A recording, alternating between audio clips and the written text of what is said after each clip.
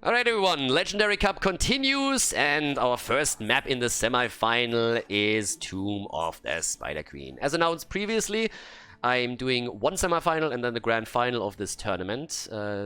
That's the games that were apparently a little bit closer, I was told, so we're gonna check that out. We have the Deers going up against Lucky Play, and that's a pretty cool name for a team that apparently is very prone to picking Lunara, so already a plus in my book. Mai on Rexa, Sephiro on Johanna for the blue team. We have that guy, Liza Minelli, I don't know, on Lunara, Geben on Kelthas, and Porky on Anduin. Finnish team, I suppose. On the right side of the map, Lucky Play with Vladik on ETC, Abels on Malfurion, Benzo Bear on Blaze, Zinger on Chromie, and Lucky on Greymane. Alright, off we go. Let's check this one out. Lunara is in play, and also we have Kelthas. So trying to get a little bit of firepower through all of this. Rexa on the map as well. Yeah, starting us up with the first map. People that are asking, this is the end of season tournament for Division 2 and Division 3. So level of play, high diamond I say, probably a couple of masters thrown into. I said it in the previous series, this is pretty much all the people that are not really good, but not bad either. So they're all like, we're gonna see proper drafting, or more so proper drafting. We're gonna see coordinated play. There will still be a couple of mistakes, and also, of course, I don't know, on the mechanical level, maybe a couple of gaps, but it's way more coordinated and better play than what you see in Division 6 and 7, where it's just a lot more all over the place as usual. So just to throw that out there, just to get you guys a bit of an idea of what's actually happening over here. And yeah, after that, the only cup that is actually left from the end of season tournaments here at Heroes Lounge is the Mythical Championship, which is Division 1. And those are people that actually sometimes make even an appearance as a sub or even as a team in Division S at some point. So now with this setup, we have the rotation between the mid and the top as usual on the map. And there's quite a bit of wave clear on the blue team side. I mean, you're talking about Johanna, for example. You also have Kelthas here. Those two alone can just kill a wave within a second. Greymane has rotated down to take the Siege Giant camp, unbeknownst... Ooh, money pick. I like it! Lucky! Look at that, with a lucky pick too. Yeah, unbeknownst to the red team, to the blue team, who have just not really followed up on that. Yeah, but Blaze in just a moment of trouble, but not enough. The connect of Misha wasn't there, so she didn't really... she didn't get the stun through. If she stuns him, then he's very likely gonna fall. But wasn't really a big problem here. Now the teams are of course just connecting the gems right now. So far we don't see a lot of turn-ins. Lunara with a siphoning toxing on level 4. Yeah, I wouldn't trust Anduin either to heal me. No Anduin trust there. Lucky, not so lucky this time. So he goes down. The few gems that he had were already taken by Malfurion. That's the first kill in the game. So first blood has been secured. And, well, let's go. Top side, Jojo is pushing that out. The rest of the team is fighting through the middle. And Lunara is going to be a bit of a problem. It's actually kind of funny to me. If they already call themselves the Deers and then Lunara makes it through, so a little bit of a wordplay there, obviously.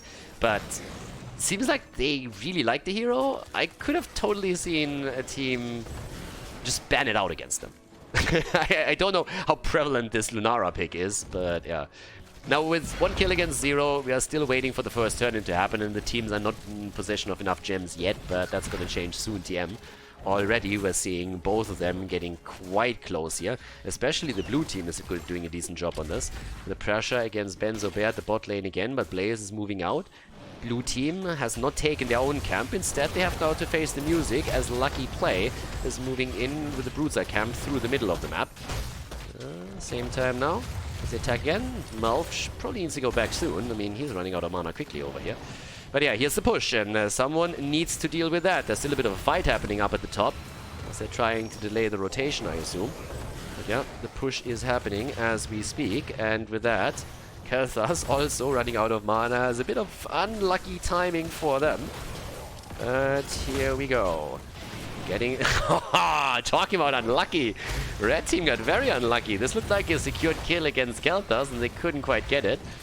Yeah, still the rotation in. Careful. The bear. Blaze gets out. Okay.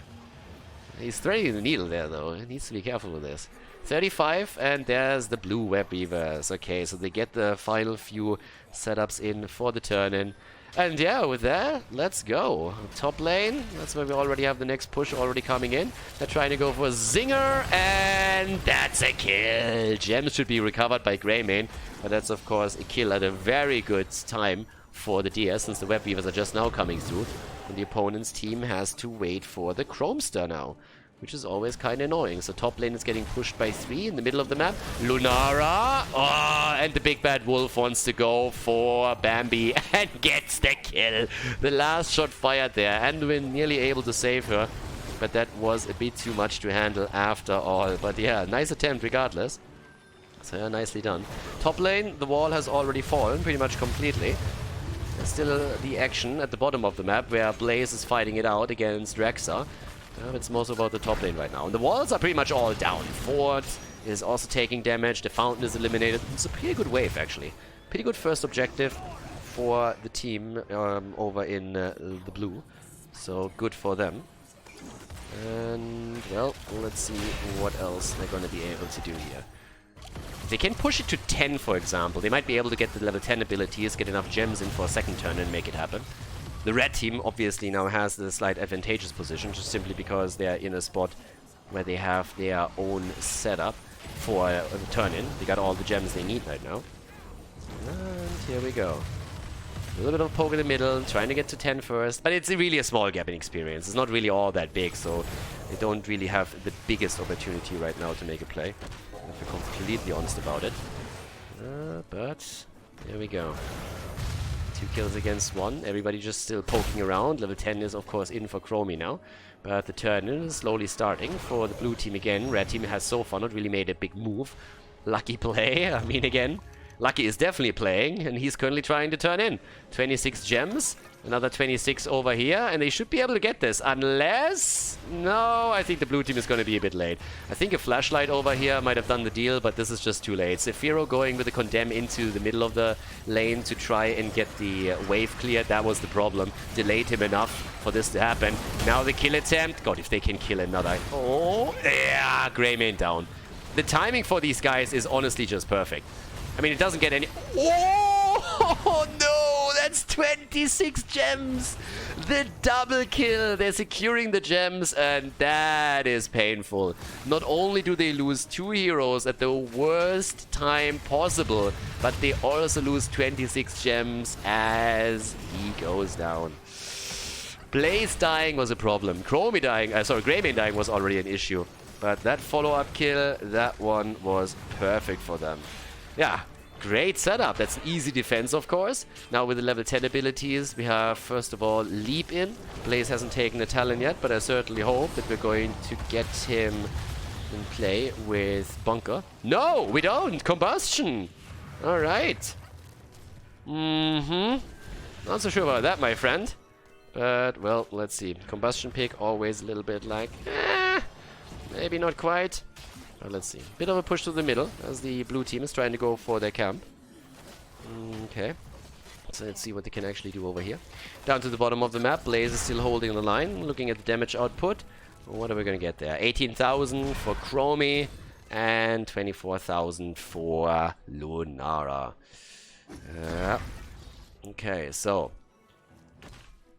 4 against 1. Turn-in is potentially ready. And is there anybody interrupting? It doesn't seem like it. Lunara needs to be careful. Oh dear, careful now. Careful now. Alrighty. So Lunara able to jump in, and that should be a secure turn-in for Rexxar, which would lead to not only another objective, but also him finally getting rid of all those gems that he was holding for such a long time. Over here, the attack comes in. Mosh Pit hits nothing. Absolutely nothing. The Condemn, on the other hand, is well connected, and Lunara goes in for another quick kill. Combustion, as Blaze is trying to turn it around, but instead he's gonna get murdered too. The quest is also completed for Khaldor. Nicely done, and it's a triple kill. Oh my god. Guys, the pain train is coming and it's hitting. It's hitting hard. It's hitting really hard. Level 13, 3 heroes down, and web weavers. What more do you want when you're trying to push for forts? They're gonna get all 3 forts if they want. I'm honestly thinking that in theory they could try and push towards the keep. Maybe not destroy it completely, but take at least the wall down. But the forts are definitely going to fall. Up at the top, this one is obviously a goner, as you can tell already. The mid vault has already fallen. Down at the bottom of the map, you see the exact same thing. And this is more or less a disaster. And they're pushing the middle even more. So doing exactly what I said previously, trying to get at least the wall destroyed a bit. Ooh, yeah, that all hurts. Holy hell. They're trying to make the rotation towards Blaze to take him down too. That didn't quite work out. In terms of stacks, we have for Chromie on a level 1. Once again, the first time. 35 stacks now. Even the new habits isn't done yet. 12 stacks only for Blaze. He was stuck on the bot lane for a long time and couldn't make a rotation to make anything happen in regards to additional globes that he could potentially have taken on these lanes. But yeah, they take the wall down. They have 2 now taken. Honestly, at this point, it's pretty much the blue team's game to lose. Blue team, if they don't completely fuck up here, they have this first map secured. This is a massive lead that they have. They destroyed so many gems that were on the side in the hands of Lucky Play, but they can't lose. Yeah, and win with a big boy save. Not sure if you have to fight it here now, but they do, and they take down ETC, so that's a good one. He's gonna die as well. That's what you get for picking Combustion, my friend. What's the answer to Combustion? Do we ever want to pick that talent? Nine. Exactly. So if there was any doubt, now you know. 9 kills against 1 and a 2-level lead. And with this, they can now even go for boss. Yeah, with 2 heroes down, they should have enough time to make that happen. So they are currently jumping in, as you would expect, in order to secure this one. And let's see if this is gonna work out. I mean, there's nobody rotating in. They should get this one. Do they have enough gems for a turn in? Not quite. I mean, they have 51. They should get rid of those gems as quickly as they can. I really don't want to see Rexa die with 26 gems. Lucky Play, on the other hand, they really want to see Rexa die with 26 gems. So if Rexa wants to do them a favor, then he is not going to turn in anytime soon. But there's the pings already, as I'm saying, boys, get rid of it. Get rid of it right now. Make this happen. So, okay, up towards the top right. Vladik is already moving out on his ETC. And there's the wave clear. They're trying to push with this. Now, they have level 16 any moment, so they should be able to do... careful. Careful, ETC. That's a dangerous spot to be in to get stunned. Not getting stunned by the boss is a bit of a priority at this point. Yeah, but with the boss and level 16 talents, they can do a bit of damage here. They can actually do quite a bit. I'm not quite sure if they can actually take down the key, but they should be able to damage it at least. That's exactly what they're moving towards now. The fountain is already about to go down. Blessed Shield comes in. And, yep, there comes Lunara again, lulling around, trying to go for the kill. Boss is already on it. Ult from Anduin. He goes for the bubble. And they're slowly moving out. Damage output, top damage for Lunara right now. There's the mosh pit again. Another good save from the Crybaby. Anduin coming in with the trade to save the boys. ETC is alive, but that's a kill. Even the Blessed Shield YOLO'd out for it. That's 18 gems also down the drain, and ETC dies too. Guys, this keep is forfeit. This keep is gone. 100%. Can't save that one anymore. They should be able to save the core for now. I don't think that the blue team is actually going for it. And yes, they're moving back here. So really good setup initially. That's 11 against 1 kill. That's a 2-level lead. They can now de-push the camp in the middle. And let's not forget, they actually have enough gems for a turn-in. They do. They got the gems for a turn-in now. Which, I mean, theoretically, if you push with this, could even end the game. Maybe get a second keep. I mean, either one would be a great end for them. And here comes the Web Weaver wave. They might have level 16 with it as well. Well, the level 16 advantage, because Lucky Play is currently trying to get experience, but they can't really move out onto the lanes. I guess this is the only one that they could theoretically try to get. So they might not have level 16 to push back against this, which is obviously problematic. There's a push already as we're coming in again through the middle of the map. Okay. And trying to focus on the bot lane a little bit more. The wall is already opened up there. So is it in the middle of the map though. Well, one tower is still remaining, so that's a slight difference. Blaze is sitting topside, trying to make sure that the Web Weaver doesn't push towards the core directly. But this one is gone. Keep over here is gone. That's 2 keeps down. Which is just fantastic. I mean, it doesn't get any better than that. 14 minutes in, 2 keeps eliminated. They haven't lost a fort, guys. They haven't lost a fort on this map. And they are so far ahead right now, and they are still trying to push this. Web Weavers is coming to the top. This is very likely going to be game. Unless the red team now gets some kills in, but if that doesn't happen, then this could easily be a push for it. They're gonna try and get something, and they're actually falling back. They're actually falling back. Trying to move out on this one. 16 versus 16 now. No push. They have 2 keeps down. All that you gotta do. Ah, the mercenary camps on the map. Yeah, you gotta take those first, of course. You gotta take the mercenary camps. If Quick Match teaches us one thing, then you gotta take the mercenary camps. Nah, no rip on them. Seriously. 16 versus 16, you have a 2-level lead. Don't need to go for the core here. Can play it totally safe. Wait for 20 even. Try and go for another turn in. But you have to realize that the red team has the gems. Red team has the gems to turn into. So, over here, we have already the setup where they're going for the camp at the bottom of the map, up towards the top. The turn-in is now starting to slowly come through. And there we go. Can they get the turn-in? Yeah! One interrupt was not enough. No, they needed to interrupt now Fury 2. Oh. Nice bubble. Anduin with some really good plays so far this game. Gets the bubble out to mitigate most of the damage that came through here. They're trying to turn it against ETC, and oh, the Gravity Lapse connects, but they can't get the kill. They might get the kill against Blaze, though. And I'm coming back to my point. Bunker. Look at this, though.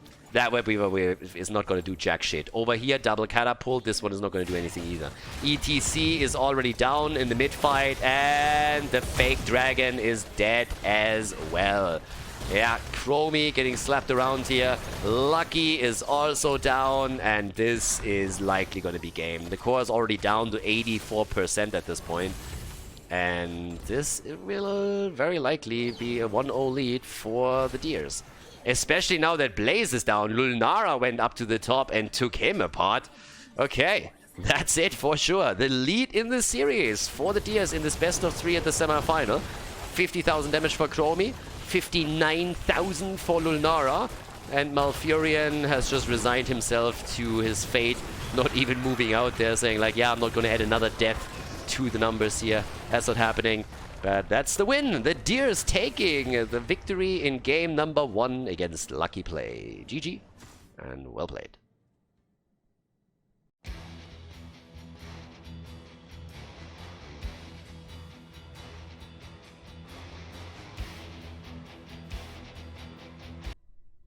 Game number 2, semi-final, the Legendary Cup, ladies and gentlemen. And on the left side, the Deers. I think they're actually either aptly named, or maybe that's a little bit of a typo that they have in their team name, because we have Lunara again, so they're very Deer-friendly.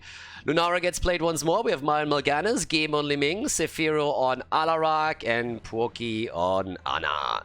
And on the right side of the map, Lucky Play with Lucky on Sylvanas. We have Arballs on Tyrande, Benzo Bear this time on Rexa, Phoenix on Vala with an arrow build, and Vladik again on ETC. There's already a couple of things that you can definitely glean from the first game in this draft. Seems like we have a bit of an ETC affinity on the side of the red team, and Lunara seems more or less a staple for the blue team, according to the name. Level 1 talents, as I said, arrow build for Vala, so they're going to try and burn that Immortal down quickly. Tyrande is always a bit of a weird pick to me still. I mean, she is, of course, still in a position where she can help out on the Immortal quite a lot, but she's not really one of those top-tier healers anymore. So she can be very much so on the squishy side and be a liability, especially since against the Lunara damage, you would expect her to struggle to heal all of that out properly. But we'll actually see how Arballs is able to deal with all of that. For now, we still have a bit of damage against Mal'Ganis. And it's also Lunara at the top lane. Like, the lineup is a little bit odd. It's not quite what I would have expected there. I mean, they have now Alarak in the bot lane. We have Mal'Ganis here, which leaves us with Lunara top lane. It's a bit of a weird setup here, at least in the early game. And Lunara is going to have a fair amount of trouble against this, I would assume. Especially with Misha being able to run her down. Alarak nearly dying, by the way. Since she doesn't have a lot of heals there, Siphoning Toxin is very likely going to be picked again. We're gonna see how that works out. But yeah, off we go. 0 against 0 kills so far. At least the opening salvo here at the bottom of the map hasn't yielded any big damage. And it's game time. So Here comes the move in. Mai is already moving in for that one too. Trying to set something up, but that didn't quite work out. Vladik is nearly getting that slide through. And I like that at least Tirana is trying to follow up on those stacks. So it's pretty much the old good, like the stun comp that we've seen in the past, where you just attempt to go for a power slide, with Mirrodin would be a Stormbolt, any kind of stun, and then Tyrande follows up on that. And usually you want to have a burst damage jailer behind it. Jaina, Li Ming, that can drop the damage quickly. The only thing that's getting dropped over here is ETC. ETC gets taken down. He's quickly eliminated. And game time. So, yeah, that's 1 kill against 0. And that's, of course, a camp. If you can take one hero down in the 4-man, then you can pretty much directly go for the camp and take that. Your opponent won't be able to fight into you. Tirana can sniff that out all she wants, but there's not much more that she can actually pull off in that case. So level 4 talents are coming in, and that's the Siphoning Toxing again as expected. This time it makes a bit more sense, and she's going to be alone on top lane for a little bit. Quest also for Vala. Shocking, I know. Ooh, this on the other hand. Charge, Blast, after Force Armor. A bit of a focus on this one. We talked about the level 1 talent quite a bit. Especially Mene's perspective on it, since he was talking about it on stream the other day. But now that we have the camps taken for both, the first Immortal is going to spawn, and yeah, it's game time. This is where we're going to see the real deal happening. First fight, not really the game-deciding one, but the opening salvo with the first Immortal is always kind of helpful to see what happens there, especially since one team will have a chance to maybe even claim the objective and therefore the fort, if they have enough push power. So that's something that we could theoretically see happening here. Oh, yeah, let's check that out.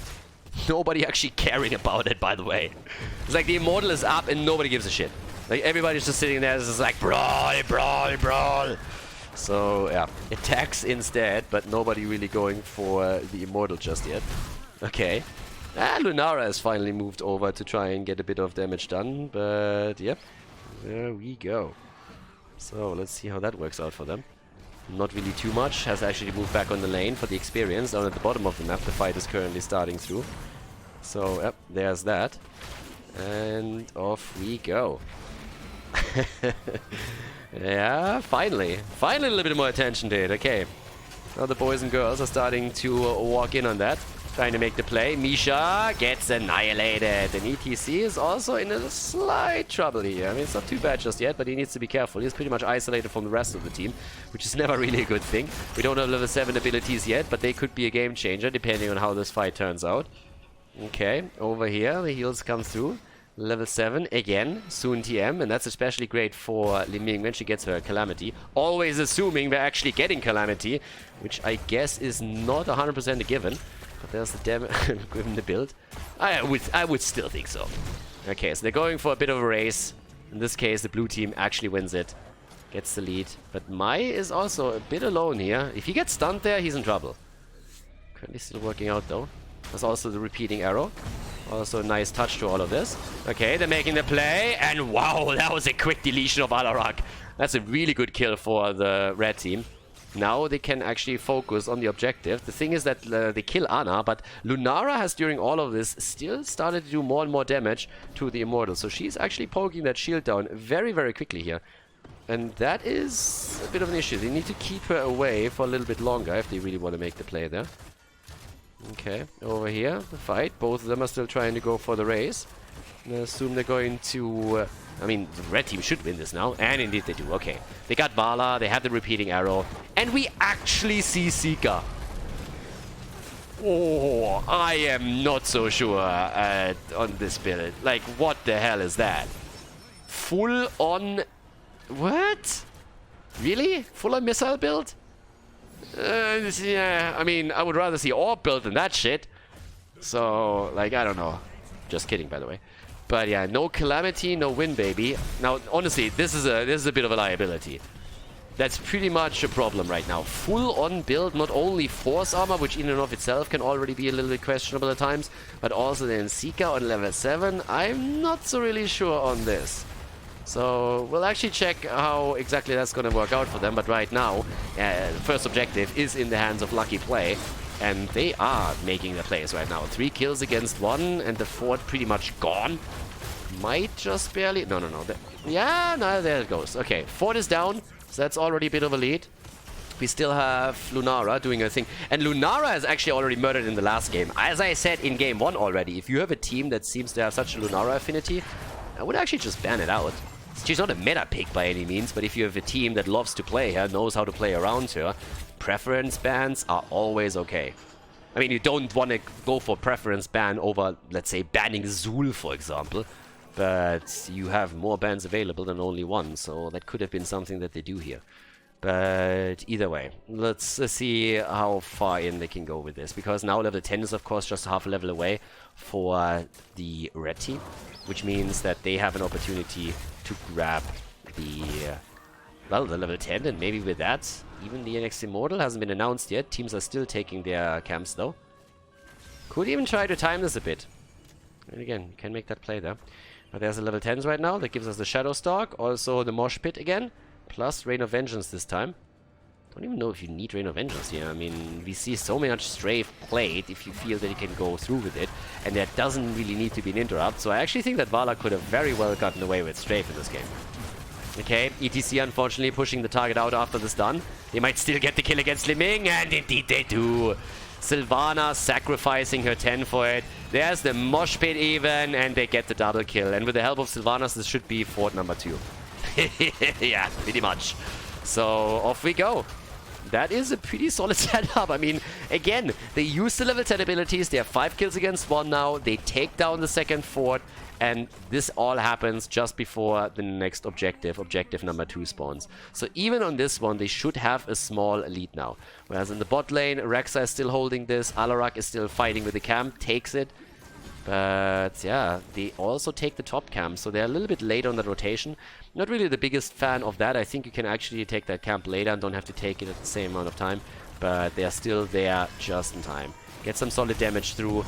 Vala, careful, makes it out. Okay, gets a few more stacks together as well. Sitting on 13 already, which isn't bad for Immortal number 2. It's actually pretty solid. And in we go. Top lane gets still pushed by the camp. Down at the bottom of the map, the problem isn't really all too severe just yet. Catapults are, of course, more a concern, pushing top lane in addition to the camp. So that's going to be problematic in the long run. Damage output, to give you guys a bit of an idea, 32,000 for Lunara, 22,000 for Sylvanas. Li Ming only at 19k. Yeah, not too much for her just yet. And top lane gets pressured. Yeah, Catapult plus Khaldor camp. If nobody deals with it, that's going to be problematic. And everybody is just sitting here in the middle. They let Lunara alone, though. That's one of the things that's always a little bit awkward. But the rest of the team is at least making the aggressive stance on the objective. And especially Vala gets those arrows connected. Yeah, with this. There's even the arrow from Sylvanas. Okay, ETC. Just be careful here. Mosh Pit is not back up yet. Oh, and Ana with a really nice sleep dart. But ETC gets away, and instead it's Li Ming that dies. Oh my god, but counter kill. Good, Immortal Stun even helping out with all of that. Misha wants to go for the kill. No, there's the slide, there's the Mosh Pit. He has no hit points whatsoever. And he goes down. That Mosh Pit was ambitious, to say the least. And this is still taking damage, and even more damage. So that tower is going to fall too. I guess at this point, Nalganis is going to take it apart, but ETC definitely suiciding there a little bit. So now with 6 kills against 4, the blue team is starting to fight slightly back into this, but the halftime show is still won by the red team, thanks to Vala in particular. So we're going to see the position changed, and they might be able to raise this down actually. Yeah, they're already here. And the blue team is still not even looking at this. There's a level 13 advantage on top of it. That's an easy objective. I mean, easy peasy. Yeah, and now they're pushing with a level 13 talent advantage and with a pretty big Immortal. I mean, that shield is solid. That's 60% on the shield. So, yep, not bad. Everybody's starting to jump straight down to the bottom of the map. 4 against 6, and off we go. Okay. That could hurt. Guys, they could lose a keep here. I wouldn't be surprised. With Sylvanas in particular, that wouldn't shock me in the slightest. This Immortal is going to hurt. It's only 11 minutes in, so the good news for the Deers is that at least it's not a late game Immortal. This one is going to be still a bit weak because it didn't scale into the late game yet. But with the help of Sylvanas, you can definitely start to take that keep down. And the level 13 talent advantage, that's another added tool in this case, of course. Lunara is already needs to move away here. We're having Vala completing her quest. That in and of itself is a problem. And the RNG arrow hits Lunara, and that's a kill against her. Oh my god. Total twist, total turn from what we've seen in game number 1. And they're actually looking at core. They're actually saying, like, fuck it, we're going. They're going for the core now, trying to get it done. I'm not sure if they can. It's going to be tricky. There's a kill against Alarak, though. There's a kill against Mal'Ganis. Scratch what I said. This is game. This is a 12-minute game. They tie the series and force game number 3. We have a third game coming up. What a stomp on Battlefield of Eternity.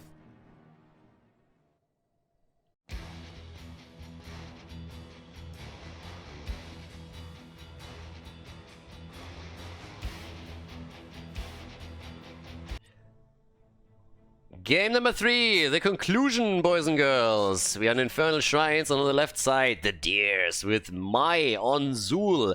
Liona Mieli on Lunara. Gabe on Hanzo. Sephiro on Johanna. And Porky on Rega. Still pretty sure these guys are Finnish. On the right side of the map, Lucky Play with Lucky himself on Jaina. We got Uballs on Malfurion. Benzo Bear on Leoric. Vladik on ETC. And Phoenix on Falstad. Okay, at this point, let's have a look. We currently have our setup with Leo plus... Again, the pattern holds. As I said, if you actually draft against a team like this, I mean, first of all, you can, of course, also analyze the plays that they have done in the past. But we see now, for the 3rd time in a row, ETC picked by the red team. And we have Lunara for the 3rd time in a row by the Deers. So there are definitely preferences that we see that you could in theory ban out. Interesting enough, Zul, by the way, made it through. That's always a bit of a problem. These days Zul is just insanely strong. I have no idea what Leo is doing over there. Trying to slow down the rotation, I suppose, and trying to catch the rotation. I mean, he gets a bit of extra damage in. Lunara on the side lane again. God knows why Lunara is playing side lane. I don't. And I also don't know why she's allowing Leo to completely murder her. She's ranged. You don't have to stay in melee range against him. So Zul should actually be the one that is up at the top lane in the middle. I remind everyone of the quarterfinal that we actually had, where on this map we had a Zul player. And what we saw there was just very good map control in general through Zul. You already have Johanna and Rega in this mix. So why would you actually send Zul into the same rotation if he can take the top lane and rotate into the middle? That's a bit weird. That doesn't really make a whole lot of sense, to be honest. So Lunara would be way better as an additional damage dealer in a team at the bot lane. Now up at the top, she's going to win this though, at least she should. Needs to be careful. I mean, you don't have to be too aggressive against Leo, but you can start zoning him out a little bit from experience. Again, they have at least the Bone Prison, so it's more of a roaming Zul style, I suppose, trying to be part of the team so that he can set the Bone Prison up if there is ever an opportunity. But the wave clear alone, you kind of have enough of that already. Either way, as it stands, Leo is not going to like what he's facing off against. Doesn't matter which one it is that he has to deal with. But we've seen in the quarterfinals a very, very solid Zul rotation on this map in particular. So again, siphoning poison on level 4 for Lunara. Also, explosive arrows and the target practice here, so going into the Stormbolt setup for him. And Falstad, well, Falstad is actually on level 4 going into the Static Shield. I'm wondering if he actually tries to get in the level 7 fight as well, but I would still expect Boomerang, considering the map here. Tries to actually fly and help out a little bit with this. Generally speaking, the lineup for the blue team just seems better. So there are combos for the red team, don't get me wrong. If ETC, for example, lands a decent mosh pit in this 3rd game, then Jaina can follow up on it. Very similar, actually, when Leo is able to hit some decent entombs. So that's another part to it. Camps are now taken. This one has not been claimed yet and won't be, I suppose. So in this particular setup, I really would have loved Falstad to rotate towards the top, let Leo come down here, and then Falstad flies in after taking the camp down, so that they can use the global a little bit more. If you already play a global hero, you want to put him to use. Leo isn't here. This is a 5 vs 4. They steal the camp away. Yeah, if she would have used Shield Glare over there, that could be a Fallen Fountain. But they have now the earlier position on this, and this is a freebie. I mean, red team is making some weird choices. Now, Falstad is apparently trying to take this, but that's already a little bit late. Up at the top, yes, they are going to de-push this. But it's a bit of a weird setup that they're using here. Normally, if you're trying to play around the global, you would expect the global to take over the top lane, allow the side laner to move into the fight, and then after de-pushing the camp, you just fly down and take it. And again, normally you also want to take your own camp with the objective. Now, there is of course now a push at the top that has to be dealt with. Zul is currently starting to rotate between lanes. That shouldn't really be a problem for him. Leo apparently attempting to slow him down on this. But at the bottom of the map, the push is ongoing, and that yields the entire wall. So the wall is actually down. But yeah, they also get the fountain together with that. And they might get a little bit more damage towards the fort. They're not going to take it, but still. That's a solid setup for... I mean, again, it's a freebie. They didn't get any kills with this, so it's fine. Also, the Wild Vigor now over the Splintered Spear for Lunara. Alright. And Falstad for the chart. I'm really unhappy with a couple of the builds and the setups that they are running here right now. That doesn't make a whole lot of sense. Again, why play Falstad if you don't take the off lane when the objective is coming up? Why not play Boomerang if you're trying to get more value out of your global? You can obviously theory craft any bullshit into this, but at the end of the day, this just isn't a good setup. Not the way that it's played. Doesn't mean you can't win with it. Again, you can also win games despite a good pick, not because of it, but this setup is just not really all that great. So in this case, if they don't want to play Falstad on the side lane when the objective spawns and get the global value out of him, it would have been better to just pick a different hero.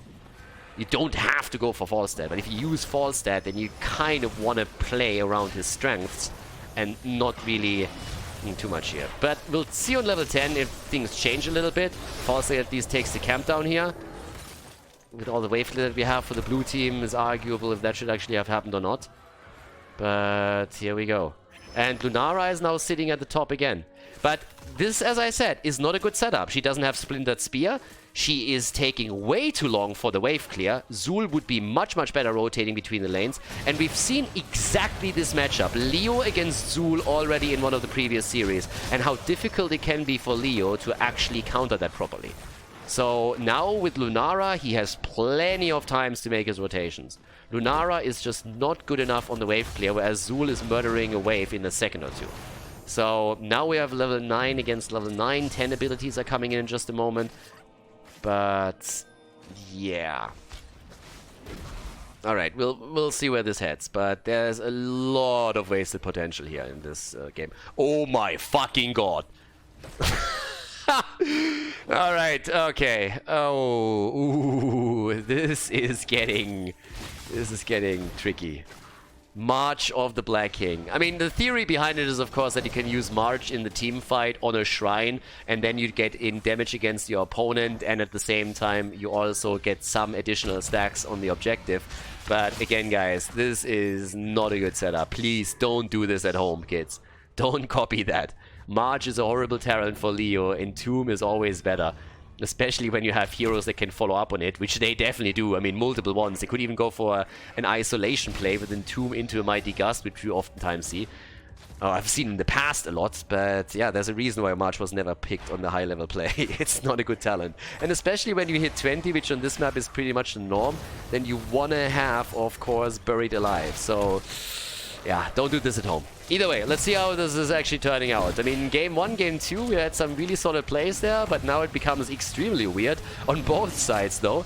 Yeah, that could be even a kill. Johanna, the heal, and it comes through in time. ETC gets locked down, gets the mosh pit in, though. Yeah, there's a Twilight Dream. ETC down, but so is Rega. Rega is down, and this is a kill against Zul as well. Okay, so we actually have 2 kills now for the red team as they're trying to make their play here. Already lead also now for them. Blue team still hasn't really given up on that. Maybe they should. Top lane is pushing for them, so if they can delay it, then they have at least that going for them. But gotta be careful. Now Lunara is still poking slightly, buying herself some time. Top lane wall has fallen, but I doubt that they can get too much else. And yeah, the objective is given up. I mean, this is gonna be Punisher for lucky play. That's pretty much a given at this point. And Falstad is now starting to... Okay, Falstad is trying to take the camps, simply. Alright, Leo is still making his play over here. They were actually thinking of locking down Lunara, but they can't really. Fountain is gone. Leo's already quite low, and this is still a lot of damage. Okay, Leo using his march for wave clear. Talk about clearing things. At the bottom of the map, that fort has nearly been cleared. And over here, the Punisher nearly as well. There's a Blessed Shield. Yeah, but that Gust ruined pretty much the entire play. So Arrow and Blessed Shield negated by the Gust. And here we go. The rotation top side to deal with the camp on the other hand. Still fairly even in... we also have a Drain build. Honestly, I don't really know what to say. If you were to show me this game before the other ones, I would have said there is a chance that we're looking at Division 7 after all. Maybe not quite. Maybe a little bit harsh here, but the builds are very Monka-esque right now. Okay, so level 13 talents going to come in just another moment for the blue team, so they can actually fight on even talents again. And there we go. Okay, I give up. Fucking tidal waves, really? Like, what? What's happening in this game? The quarterfinal was definitely a really decent play. The first two games were kind of fine too. And now everybody is just going bananas here. It's like they're starting to roll dice for talents. It's literally what this is looking like. I mean, we got a Drain build for Leo. Not against Deathwing or anybody. Nope, against a totally normal setup. We got tidal waves over the shield for Rhaegar. And Falstad with no boomerang, not trying to get any global value. I'm a little bit speechless here. I mean, the good thing is, I suppose that both teams are going for some Monka setups, so that means it's still going to be a super even game, very likely. That's the good news. But here, yeah, there's ETC again, has the mosh pit up. Mages are already through. ETC, mosh pit! Yeah, on the spot, but he goes down. So does Jaina. And Mighty Gust comes in as well. That doesn't really do a whole lot for them, though. The camp is already stolen away. And now Falstad apparently has a bit of a death wish. Barely survives here. Gets a heal also. Oh my god! Hanzo nearly killed him. Hanzo nearly killed him. Okay. There's that. Yeah, that's the opening in the middle. Now with 2 heroes down and most of those ults already gone, they can not only take the fountain down, but they will be able to damage the keep a little bit, the fort a little bit as well. That gives them also potentially a leading experience, since Zul is pushing out the top lane. And that means he might even be able to take that fort down with the help of the minion wave. That could actually happen. Yeah, so here's the attack in the middle. Zul is escorting this out. Nobody is rotating to meet him. Absolutely nobody. Yep, and that should be the end of the top fort. Okay. Next shrine gets announced. They try to invade the camp over here. Falstad is now dealing with the top, but he's obviously going to be too late. The fort is already a goner. Okay. Leo comes in, sees it, and can Wraith throw it away, of course. Which he does, but this one is still taken. Red team has taken their own. Actually, no, they don't. They did take it earlier, so it's on a 50-second timer right now still. Which means that's another big advantage at this point. Alright, and now with level 16 talents for the red team, they have a slight lead here, but there's 16 for both teams now. Okay, goes for the Earthgrass Totem without his level 1 though. And full on setup, there's the arrow, already going in, trying to go for Malfurion, and he's dead. Malfurion is down, got wrecked, and that's a 5 versus 4. Cambish pushing the top lane. Down here, Lunara! Ah, the end of the lulz. She's down, but so is Leo. Leo got wrecked too, Ancestral is keeping Hanzo alive. And, uh-oh, that's trouble brewing, baby. Yep, there comes Jojo. Nicely locked down by Lucky. That was actually well done. The problem is that Hanzo just shows no mercy here. Hanzo comes in, gets the kill. They're trying to get a little bit more. He gets Falstad too. That's 4 heroes down. Honestly, they should have just pushed for keep here. I mean, at least push with 4 or push with 3 and let 1 take this. That's what they could have done. Just push with a couple of heroes, take the wall down. At least take the wall down. You're going to go through the bottom of the map now anyways. They could have taken the wall for sure. Move back when a couple of heroes survive. You have still this at the top, which the opponent has to deal with. So if you actually force them to defend the bot lane, the top lane is going to get more pressure. So they could have gotten a bit more here, but at least they're getting 2 camps together with it. So it's not like they're focused on this with 4 heroes. Instead, they went for both of the camps at the same time. So that's pretty good. And yeah, so at least they get the 2 camps. But yeah, they wait for Lunara to come back. Now they can take the objective. And, well, that's a keep if they push to the bot lane. Which they don't. They actually try to get the fort, I guess, I hope first. I mean, if they get the fort quickly, they got the wave clear. So, yeah, just clear the wave, take this down, and then rotate towards the bottom. It's a bit surprising to me that the red team is actually not reacting to the bot lane push in any way.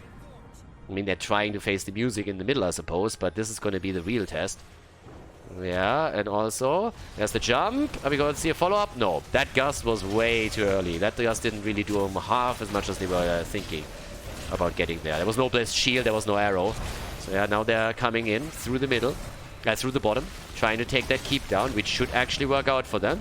There's the setup. Leo with a march, easily dodged, of course. He gets immediately attacked, losing a lot of HP, but they're focusing too much on Leo here. They might be able to get the kill, but they need to get the keep. That's the main objective. And now the catapult is coming in too, so they should get that. ETC is down, Leo's dead.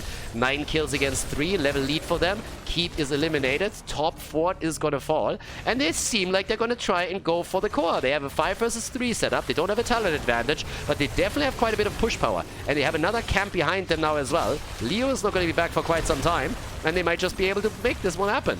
Yep, 60%, 50% starting to move in, and Falstad wants the kill, but that is it. The lead and the victory. The Deers take down Lucky Play with a 2-1 victory in this best of 3 series at the semi-final of the Legendary Cup. GG, and well done.